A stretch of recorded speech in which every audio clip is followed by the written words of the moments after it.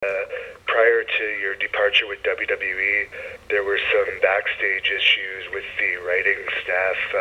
Is there any truth to that? Some reports, huh, Hannibal? Yeah. Who are those reports from? Who are the sources of those reports? Apparently the Wrestling Observer. The Wrestling Observer. And then who actually said that? I'm reading that up. There was no name source to those reports. Well, here's an interesting thing with that. I'll bet you the writers probably didn't like working with me very much, because understand that in that environment, when I'm given something that the writers hand me, if I have any things that I think should be adjusted, or maybe things that I wouldn't personally say, as someone who's been doing this for 17 years, and as a writer, it's not easy for us to just go and change those things. But they then have to go march back into the office and have those things changed for them. So that the process is a little tedious. And it really, to me, takes a lot of the artistic and creative freedoms away from the wrestlers. I don't know any writer that would know my voice better than myself. I've been doing this a long time.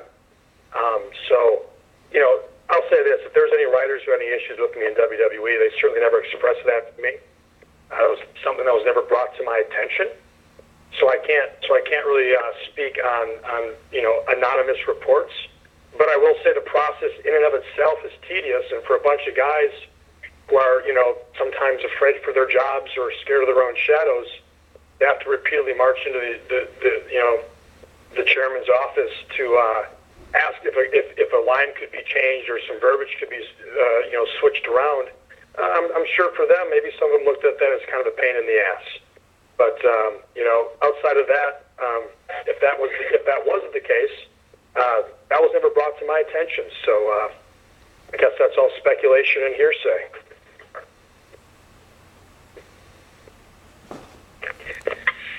Hi, Austin. This is Raj Giri with Wrestling Inc. How are you?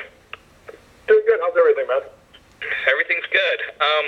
I wanted to ask you about the promo you gave at House of Hardcore. I thought it was a great promo about looking within yourself and taking personal responsibility.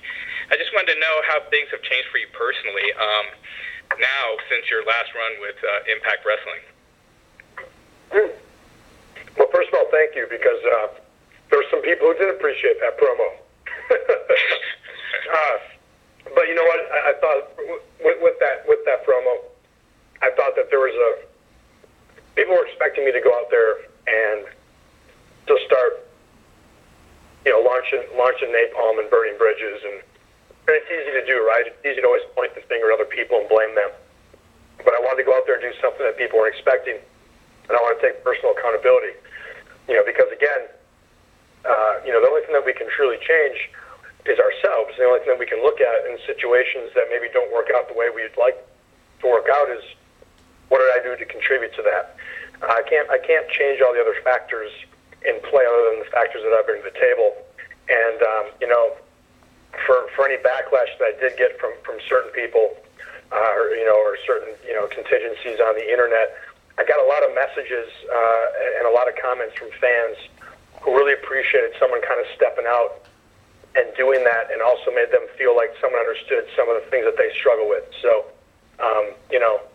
maybe went a little long. I don't think I needed 13 minutes to maybe to do all that, but I thought it was something that, again, nobody else's promo was transcripted the following day except mine. So obviously I did something right, because people were talking about it, whether they liked it or they hated it. But yeah, for my first run, in Impact, I don't know that I've changed a whole lot, other than trying to be more mindful of how I handle situations. My convictions are my convictions. My philosophies on how you treat people, how you go about business, haven't really changed.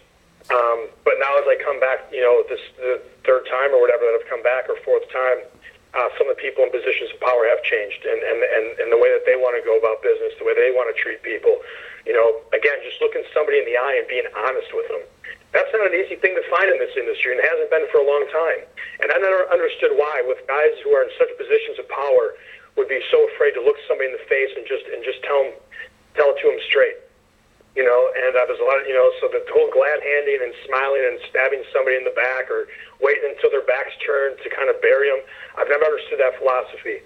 And unfortunately, when you look in somebody's eyes and you're honest with them, when you tell them some things that maybe they don't want to hear, it doesn't always make you the most popular person, But luckily for me now, I'm in a position where I don't have to win popularity contests to be successful.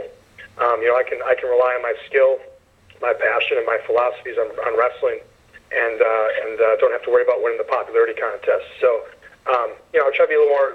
I try to handle things a little more diplomatically at times. I try to make sure that I'm not letting my emotion get the best of me. But the things that I still hold true haven't really changed much from really the beginning of my career.